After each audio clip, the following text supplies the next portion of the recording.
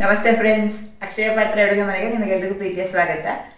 ಜೋರಾಗಿ ಮಳೆ ಬರ್ತಾ ಇದೆ, ಅಷ್ಟೇ ಚಳಿಯಾಗಿದೆ. ಹಾಗಾಗಿ ಏನಾದರೂ ಬಿಸಿ ತಿಂಡಿ ಮಾಡುವ ಅಂತ ಹೊರಟಿದ್ದೇನೆ. ಬಿಸಿ ತಿಂಡಿ ಅನ್ನುವಾಗ ಗುಜ್ಜೆ ನೆನಪಾಯ್ತು ನನಗೆ. ಎಳೆಯ ಗುಜ್ಜೆ ತಂದಿದ್ದಾರೆ ಊರಿಂದ. ಇವತ್ತು ಅದನ್ನು ಮಾಡ್ತಾ ಇದ್ದೇನೆ. ವರ್ಷ ಇಡೀ ಗುಜ್ಜೆ ಸಿಗಬಹುದು ಅಂತ ಅನಿಸ್ತದೆ ಈ ಸರ್ತಿ ನೋಡಿದರೆ. ಯಾಕಂದರೆ ಈಗಲೂ ಎಳೆಯ ಗುಜ್ಜೆ ಸಿಗ್ತದೆ. ಹಲಸಿನಕಾಯಿ ಬೆಳೆಯಿಲ್ಲ ಊರಲ್ಲೆಲ್ಲ. ಆ ಗುಜ್ಜೆಯಿಂದ ಒಂದು ಮಂಚೂರಿ ಮಾಡುವ ಅಂತ ಹೊರಟಿದ್ದೇನೆ. ಮಾಡುವ ಬನ್ನಿ. ಮೊದಲಿಗೆ ಗುಜ್ಜೆಯನ್ನು ಕಟ್ ಮಾಡ್ಕೊಳ್ಳೋಣ. ಗುಜ್ಜೆ ಅಂದರೆ ಎಳೆ ಹಲಸು ಅಂತ. ಸಾಧ್ಯ ಆದಷ್ಟು ಎಳೆಯದಾದ ಹಲಸಿನಕಾಯಿ ತಗೊಳ್ಬೇಕು. ಹಲಸಿನಕಾಯಿ ಕಟ್ ಮಾಡುವಾಗ ನಮ್ಮ ಕೈಗೆ ಸ್ವಲ್ಪ ಎಣ್ಣೆ ಹಚ್ಚಿಕೊಂಡ್ರೆ ಅದರಲ್ಲಿರುವಂಥ ಗಮ್ ಇದೆಯಲ್ಲ, ಮೇಣ, ಅದು ನಮ್ಮ ಕೈಗೆ ಅಂಟುವುದಿಲ್ಲ. ಅದೇ ರೀತಿ ಪಾತ್ರೆಗೂ ಸಹ ಸ್ವಲ್ಪ ಹಚ್ಕೊಂಡಿದ್ದೇನೆ. ಮತ್ತು ಪಾತ್ರೆಯಲ್ಲಿ ಈ ಥರ ನೀರು ಇಟ್ಕೊಂಡಿದ್ದೇನೆ. ಇನ್ನೀಗ ಇದನ್ನು ಕಟ್ ಮಾಡ್ತೇನೆ.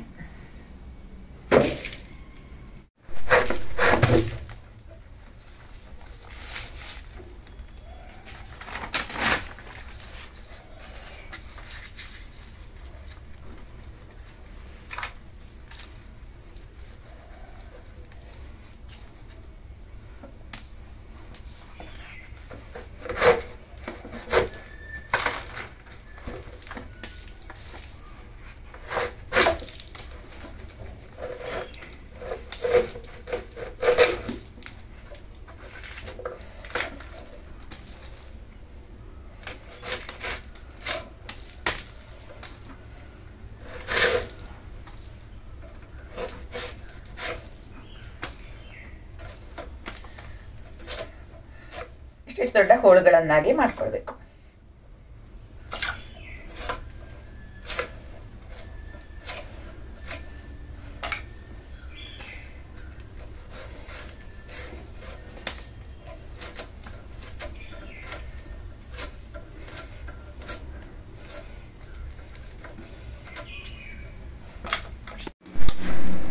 ಕಟ್ ಮಾಡಿ ಆಯಿತು. ತುಂಬ ಎಳೆಯಾದ ಹಲಸನ್ನು ನಾವು ಬಳಸ್ತೇವೆ ಅಂತಂದರೆ ಅದು ಸ್ವಲ್ಪ ಒಗರಿನ ಅಂಶ ಬಿಟ್ಟುಕೊಳ್ತದೆ, ಸ್ವಲ್ಪ ಕಪ್ಪಾಗ್ತದೆ. ಅದಕ್ಕೋಸ್ಕರ ನಾವು ಸ್ವಲ್ಪ ಮಜ್ಜಿಗೆಯನ್ನು ಅಥವಾ ಹುಳಿ ಮಜ್ಜಿಗೆಯನ್ನು ಉಪಯೋಗಿಸಿ ಇದನ್ನು ಬೆಳ್ಳಗೆ ಮಾಡಿಕೊಳ್ಬೋದು. ಒಗರಿನ ಅಂಶವನ್ನು ತೆಕ್ಕೊಳ್ಬೋದು. ಮತ್ತು ಸ್ವಲ್ಪ ನೀರು ಹಾಕ್ಕೊಂಡು ಇದನ್ನು ಬೇಯಿಸ್ಕೊಳ್ಬೇಕು. ಈಗ ಒಂದು ಸ್ವಲ್ಪ ಫ್ರೆಶ್ ನೀರನ್ನು ಹಾಕಿದ್ದೇನೆ. ಹಾಕಿ ಸ್ವಲ್ಪ ಉಪ್ಪು ಮತ್ತು ಖಾರ ಪುಡಿ ಹಾಕ್ಕೊಂಡು ಹದವಾಗಿ ಬೇಯಿಸ್ಕೊಳ್ತೇನೆ. ಇದು ಗಜ ಅಂತ ಬೇಯಬಾರದು. ಹಾಗಾಗಿ ನಾನು ಕುಕ್ಕರಲ್ಲೇ ಹಾಕ್ತಾ ಇಲ್ಲ. ಕುಕ್ಕರಲ್ಲಿ ನಾವು ಬೇಯಿಸೋದಾದ್ರೂ ಸ್ವಲ್ಪ ಒಂದು ವಿಸಿಲ್ ಮಾಡಿ ಬೇಯಿಸ್ಕೊಂಡ್ರೆ ಸಾಕು. ಜಾಸ್ತಿ ನೀರು ಹಾಕೋದು ಬೇಡ, ಬೇಗನೆ ಬೇಯ್ತದೆ. ಇದು ಹದವಾಗಿ ಬೇಯಿಸ್ಕೊಂಡ್ರೆ ಸಾಕು. ಇದೊಂದು 5-6 ನಿಮಿಷ ಬೆಂದದ್ದು ಸಾಕು ಅಂತ ಅಂದ್ಕೊಳ್ತೇನೆ. ನೋಡಿ, ಸಾಫ್ಟ್ ಆದರೆ ಸಾಕು. ಅಕಸ್ಮಾತ್ ನಾವು ಹಾಕಿದ ನೀರು ಹೆಚ್ಚಾಯಿತು ಅಂತಂದರೆ ಸೋಸಿ ಚೆಲ್ಲಿಕೊಳ್ಬೋದು.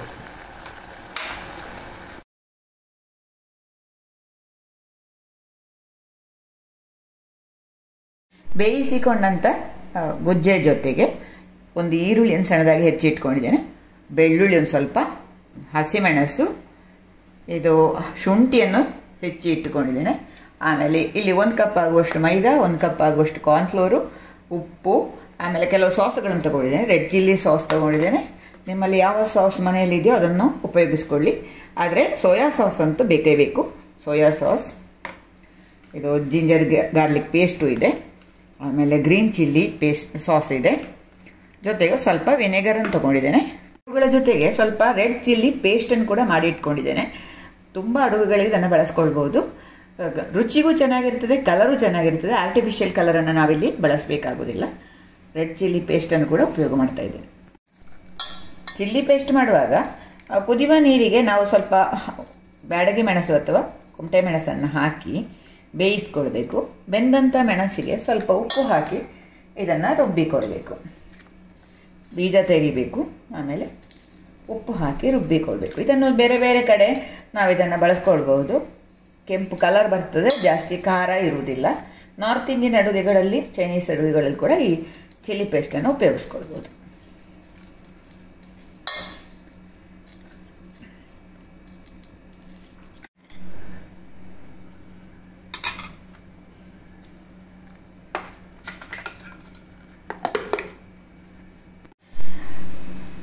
ಗುಜ್ಜೆಯ ಜೊತೆಗೆ ನಾವು ರೆಡ್ ಚಿಲ್ಲಿ ಪೇಸ್ಟ್ ಸ್ವಲ್ಪ ಹಾಕೋಣ.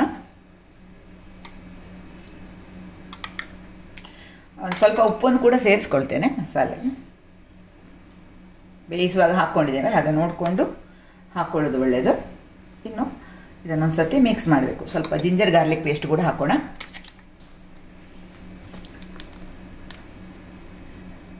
ಒಂದು ದೊಡ್ಡ ಚಮಚ ಜಿಂಜರ್ ಗಾರ್ಲಿಕ್ ಪೇಸ್ಟು.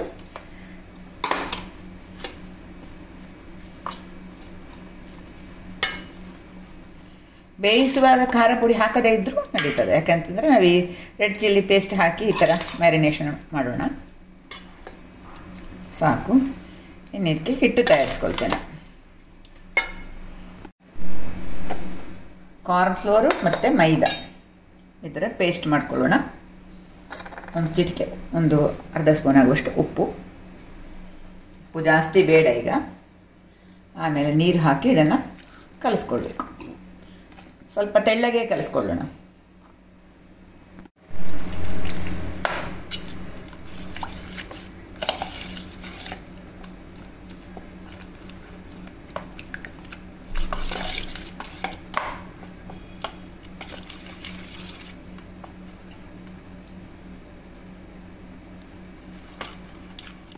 ಎಣ್ಣೆ ಚೆನ್ನಾಗಿ ಬಿಸಿಯಾದಾಗ ಇದನ್ನು ಈ ಥರ ಮುಳುಗಿಸಿ ಕರಿಬೇಕು. ಒಟ್ಟಿಗೆ ಕೂಡ ಹಾಕ್ಕೊಳ್ಬೋದು. ಇದನ್ನು ಸ್ವಲ್ಪ ಹಿಟ್ಟು ದಪ್ಪ ಮಾಡ್ಕೊಳ್ಬೇಕು. ಆವಾಗ ಈ ಹಿಟ್ಟು ಕೂಡ ಕೆಂಪಾಗಿ ಇರಬೇಕು ಅಂತಾದರೆ ಇನ್ನೊಂದು ಸ್ವಲ್ಪ ಚಿಲ್ಲಿ ಪೇಸ್ಟನ್ನು ಹಾಕ್ಕೊಳ್ಬೋದು.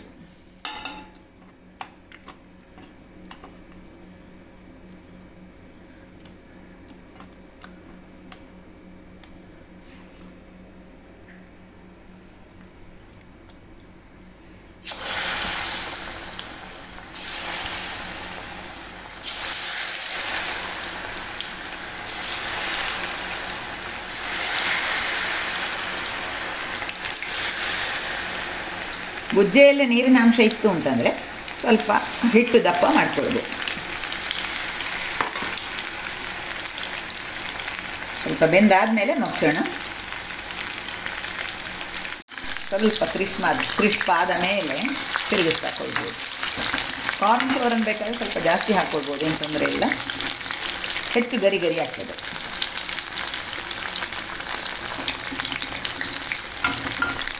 ಕಾರ್ನ್ ಫ್ಲೋರ್ ಬಳಸದೇ ಇರೋರು ಸ್ವಲ್ಪ ಅಕ್ಕಿ ಹಿಟ್ಟನ್ನು ಮೈದಾಕ್ಕೆ ಸೇರಿಸ್ಕೊಳ್ಬೋದು.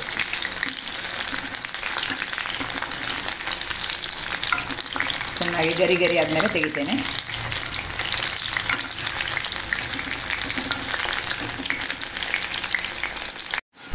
ಚೆನ್ನಾಗಿ ಗರಿ ಗರಿಯಾಗಿ ಹೊಂಬಣ್ಣ ಬಂದಾಗ ಇದನ್ನು ತೆಗಿಬೋದು.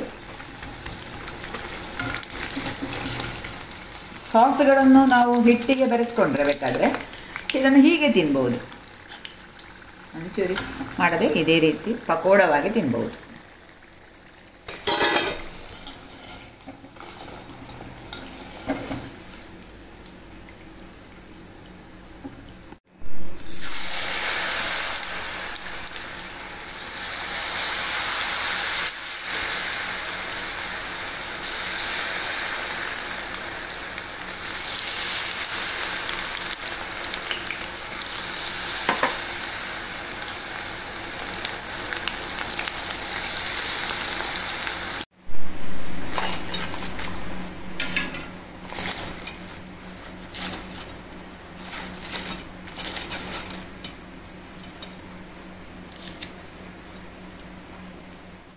ಈ ಥರ ಎಲ್ಲವನ್ನು ಕರೆದು ಇಟ್ಕೊಳ್ಬೇಕು. ಯಾವಾಗ ಬೇಕೋ ಆವಾಗ ಇದನ್ನು ಉಪಯೋಗ ಮಾಡ್ಬೋದು. ಮಂಚೂರಿಯಾಗಿ ಮಾಡ್ಕೊಳ್ಬೋದು. ಇದು ಮಂಚೂರಿ ಜಾಸ್ತಿ ಕ್ರಿಸ್ಪ್ ಬೇಕು ಅನ್ನೋರು ಈ ಥರ ಕರೆದಿಟ್ಟದ್ದನ್ನು ಪುನಃ ಎಣ್ಣೆಗೆ ಹಾಕಿ ತೆಕ್ಕೊಳ್ಬೋದು. ಡಬಲ್ ಫ್ರೈ ಮಾಡ್ಕೊಳ್ಬೋದು. ಆವಾಗ ಎಣ್ಣೆ ಚೆನ್ನಾಗಿ ಬಿಸಿಯಾಗಿರಬೇಕು. ಇದನ್ನು ಬಿಸಿಯಾದ ಎಣ್ಣೆಗೆ ಹಾಕಿ ತೆಗೆದ್ರೆ ತುಂಬ ಗರಿ ಗರಿಯಾಗಿ ಬರ್ತದೆ. ಆ ರೀತಿ ಕೂಡ ಮಾಡ್ಕೊಳ್ಬೋದು. ಈಗ ನಾವು ಸಾಸ್ಗಳನ್ನೆಲ್ಲ ರೆಡಿ ಮಾಡೋಣ. ಒಂದು ದೊಡ್ಡ ಬಾಣಲೆಯನ್ನು ಚೆನ್ನಾಗಿ ಬಿಸಿ ಮಾಡಿಕೊಂಡು ಸ್ವಲ್ಪ ಎಣ್ಣೆಯನ್ನು ಹಾಕ್ಕೊಳ್ಬೇಕು. ಜಾಸ್ತಿ ಏನು ಬೇಡ. ಸಣ್ಣಗೆ ಹೆಚ್ಚಿದಂಥ ಬೆಳ್ಳುಳ್ಳಿಯನ್ನು ಹಾಕ್ತಾ ಇದ್ದೇನೆ.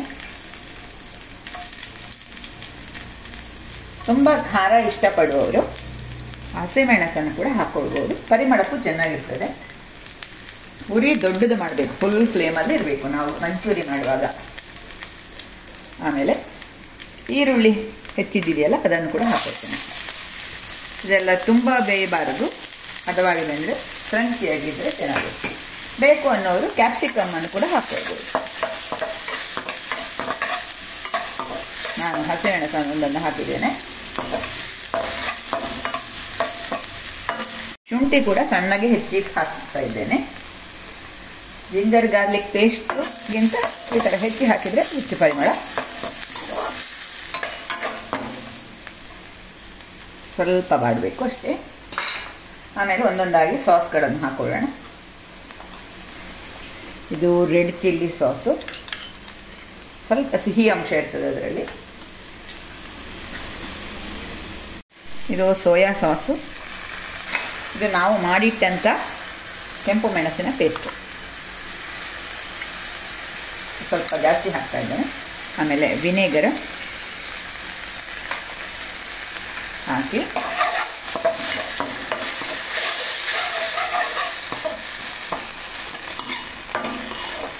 ಉರಿ ದೊಡ್ಡದು ಮಾಡಿ ಇಟ್ಕೊಂಡಿದ್ದೇನೆ. ಆಮೇಲೆ ಟೊಮೆಟೊ ಸಾಸನ್ನು ಹಾಕ್ಕೊಳ್ತೇನೆ. ಟೊಮೆಟೊ ಕೆಚಪ್ ಅಥವಾ ಸಾಸನ್ನು ಹಾಕ್ಕೊಳ್ಬೇಕು. ನಾನು ಆಗ ಹೇಳುವುದನ್ನು ಬಾಕಿ ಇತ್ತು. ನಾನು ಜಾಸ್ತಿ ಟೊಮೆಟೊ ಸಾಸ್ ಬಳಸ್ತಾ ಇಲ್ಲ, ಉಳಿದ ಸಾಸುಗಳನ್ನು ಬಳಸಿದ್ದೇನೆ. ಈಗ ಒಂದು ಸ್ವಲ್ಪ ನೀರು ಹಾಕ್ತಾ ಇದ್ದೇನೆ. ಸ್ವಲ್ಪ ಕಾರ್ನ್ ಫ್ಲೋರಿಗೆ ಸ್ವಲ್ಪ ನೀರು ಹಾಕ್ಕೊಂಡು ಇದನ್ನು ಪೇಸ್ಟ್ ಮಾಡಿಕೊಂಡು ಹಾಕ್ಕೊಳ್ಬೋದು, ಅಥವಾ ಹಿಟ್ಟು ಏನಾದರೂ ಉಳಿದಿದ್ರೆ ಅದನ್ನು ಕೂಡ ಹಾಕ್ಕೊಳ್ಬೋದು ಥಿಕ್ನೆಸ್ಸಿಗಾಗಿ. ಮತ್ತು ಸ್ವಲ್ಪ ಶೈನಿಂಗ್ ಕೂಡ ಬರ್ತದೆ ಇದನ್ನು ಹಾಕಿದರೆ. ಉರಿ ಮಾತ್ರ ದೊಡ್ಡದಾಗಿ ಇಟ್ಕೊಳ್ಬೇಕು. ಇನ್ನೊಂದು ಸ್ವಲ್ಪ ಸೋಯಾ ಸಾಸನ್ನು ಹಾಕ್ತಾ ಇದ್ದೇನೆ. ನಿಮ್ಮ ಇಷ್ಟ ಯಾವ್ದು ಬೇಕಾದರೂ ಹಾಕ್ಕೊಳ್ಬೋದು, ಯಾವ ಸಾಸನ್ನು ಹಾಕ್ಕೊಳ್ಬೋದು. ರೆಡ್ ಚಿಲ್ಲಿ ಪೇಸ್ಟನ್ನು ಕೂಡ ಹಾಕ್ಕೊಳ್ಬೋದು.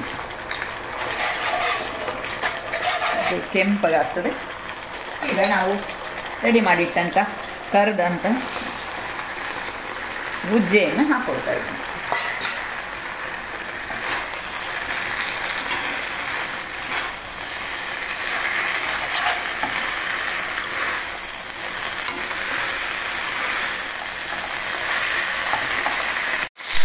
ಕೊನೆಯದಾಗಿ ಸ್ವಲ್ಪ ಹೆಚ್ಚಿದ ಶುಂಠಿಯನ್ನು ಕೂಡ ಹಾಕ್ಕೊಳ್ಳೋಣ, ಒಳ್ಳೆ ಪರಿಮಳ ಬರ್ತದೆ ಇದು. ಆಮೇಲೆ ಸಣ್ಣಗೆ ಹೆಚ್ಚಿದಂಥ ಕೊತ್ತಂಬರಿ ಸೊಪ್ಪು ಹಾಕಿದರೆ ಗುಜ್ಜೆ ಮಂಚೂರಿ ರೆಡಿ.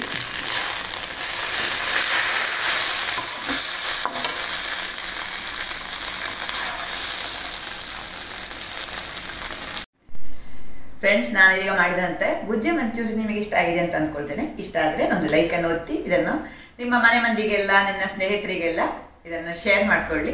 ಹೊಸಬರು ನಮ್ಮ ವಿಡಿಯೋ ನೋಡ್ತಾ ಇರೋರಾದರೆ ಅಕ್ಷಯ ಪಾತ್ರೆ ಅಡುಗೆ ಮನೆ ಚಾನಲ್ ಅನ್ನು ದಯವಿಟ್ಟು ಸಬ್ಸ್ಕ್ರೈಬ್ ಮಾಡಿಕೊಳ್ಳಿ.